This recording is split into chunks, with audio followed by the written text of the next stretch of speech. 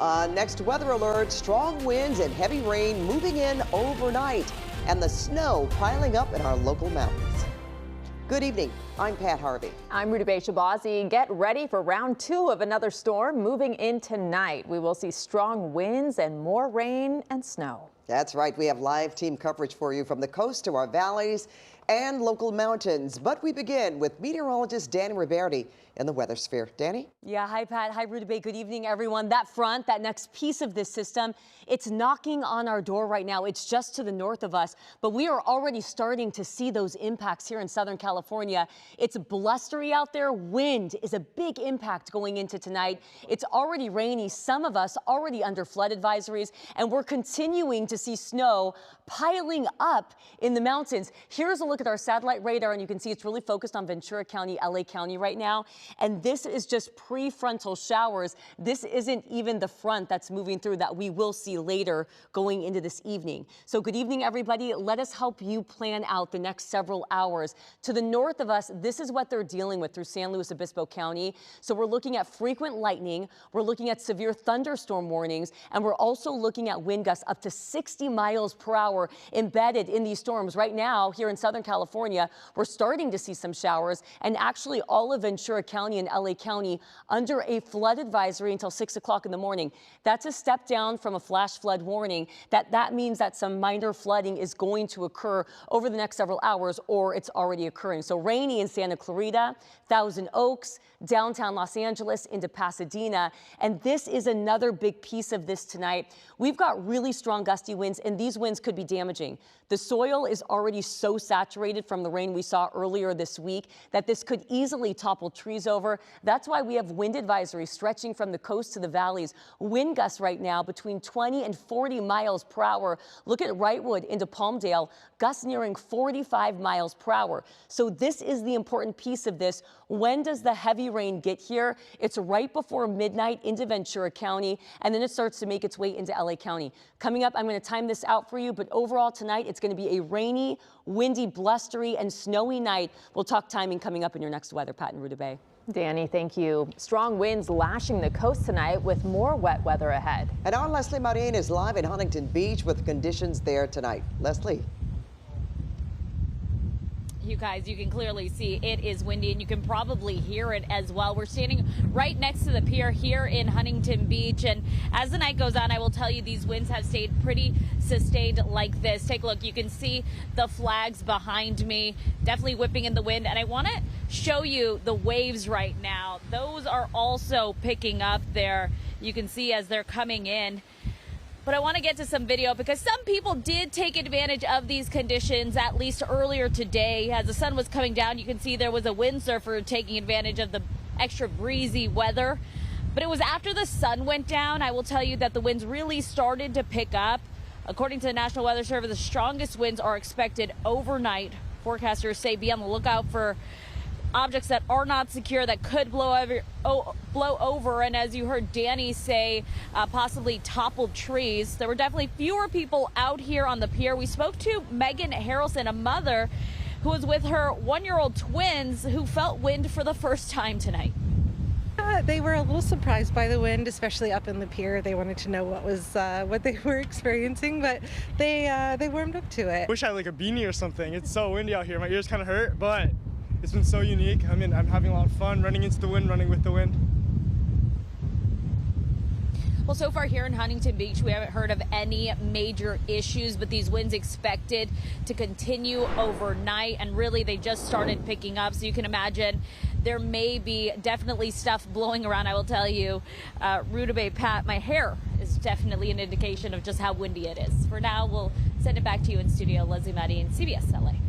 Thank you, Lesley. And now a look at Santa Clarita, where it's been raining for a few hours now. CBS LA's Laurie Perez is out there tonight monitoring the conditions. Laurie. Yeah, Rudabeh and Pat, you're right. It has been raining pretty consistently for a few hours now, especially hard in the last hour, I should say. So pretty soon we could start to see if it takes a toll and has some of the consequences that Dani was talking about. We are right now standing right near the Vista Valencia golf course, and locals apparently use this area as kind of a natural rain gauge to see how much accumulation has been collecting. It was filled up yesterday where it really looked like a pond and then subsided. We'll see if tonight's rain really makes it swell once again. We've been driving around looking for problems in Valencia and Santa Clarita and Newhall up toward Canyon Country, keeping an eye especially on the Santa Clara River that often surges with floodwaters during storms. Now, from what we've seen, it is not especially high, and none of the usual trouble spots seem to be overwhelmed just yet. Still, with this persistent and consistent rain, local leaders are urging locals to stay alert. We have not seen or felt any of that high wind that we've been hearing about. But if it does materialize, that will add to what has already been a pretty miserable, cold, rainy night. There's also still an active flood watch here. Lots of places in the Santa Clarita Valley are vulnerable to rock and mudslides. And we've seen in the past where debris flow has really gone down near recent burn scars when it storms. At this point, though, it seems like we are really just waiting and watching to see if any serious problems pop up overnight. Certainly, we're hoping that is not the case. We are live in Santa Clarita. I'm Laurie Perez. Back to you. Laurie, thank you. And we are closely monitoring the Grapevine tonight. Snow is in the forecast, and it could disrupt travel over the mountains north of LA. This is a live look from Lebec, where the wind has been whipping around tonight. Well, the winds have been known to topple trucks and lead to hazardous conditions in this area. It's also a major thoroughfare for truck drivers transporting goods up and down the state. And tonight, we spoke with drivers stopped in Gorman about how that travel has been so far. I'm pretty light, but I should be good.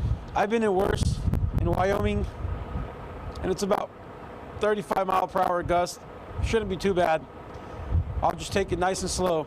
Yeah, nice and slow. Also, the advice of officials tonight for those on the road. Truckers at that stop said they've definitely seen more dangerous conditions before.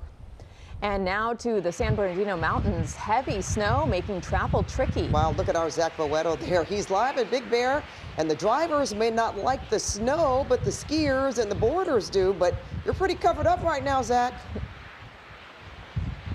Yeah, Pat, you know, having a blast out here. I can't complain at all. Look, if you and your family are driving to or from Big Bear, Caltrans is checking to make sure you're either driving an all-wheel drive vehicle or you have chains on your vehicle.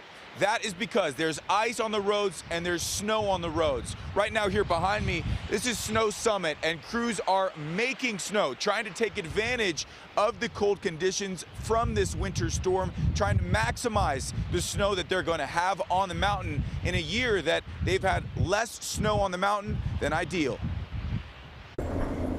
The winter storm moving through Southern California, bringing exactly what mountain communities like Big Bear were asking for. This is great. This is what we want. This is what we need. This is for the economy up here. This is the white gold. And it's a treasure trove for the Big Bear Mountain Resorts, who have faced a bit of a slow snow season, all three receiving over a foot of snow in the last 2 days. We typically, when we do get snowstorms, they're usually more in the 4 to 6 inch range. That's kind of a big storm for us. So the fact that we're triple that and may go up to 3 or 4 feet total by the time we get done, pretty significant for us. And so we're stoked for it, and hopefully people will be too to come see us. And as the saying goes, if it falls, they will come. Snowboarders and skiers filling up the lifts all day, even welcoming the midday snowfall and short-lived low visibility conditions. Killer. I'm really stoked. Pretty cool experience, especially since we don't really see a lot of snow where we're from, down in like Temecula, Murrieta area. Felt good, smooth powder. We needed the snow. And the conditions are pretty great. It's not too crowded, so, I mean, it's definitely worth the drive for sure. But road conditions are dicey. Caltrans mandating tire chains for non-all-wheel drive vehicles on parts of the 330, 18, and 38 highways. With plow crews working nearly 24/7 to keep the roads clear for both locals and visitors, the Big Bear community is more than ready for visitors to enjoy what the mountains have to offer, with more snow expected in the coming days. Right now is good. It's very good. We got enough snow to make a difference, tomorrow probably. It'll be looking good, folks. Stay at home. Back out here live. Now look, if you're sitting in your living room, nice and warm and cozy, and you're glad, maybe you're in the news studio, you're cozy, you're glad you're not out here in the snow, I get that. But the first guy we interviewed, the local, to him, this is white gold. To this community, this means more people are coming out to the mountains, skiers, snowboarders that are staying in the hotels, spending money at the restaurants. It's that good trickle-down effect for this Big Bear community. We're going to be speaking with more small business owners tomorrow. So Pat Ruberti, we'll send it back to you in the studio where it's nice and cozy. Yeah, we can't complain here, but you know what, Zach? We're glad that the folks up there that can benefit from this storm are doing just that and having fun doing it. Thank you, Zach.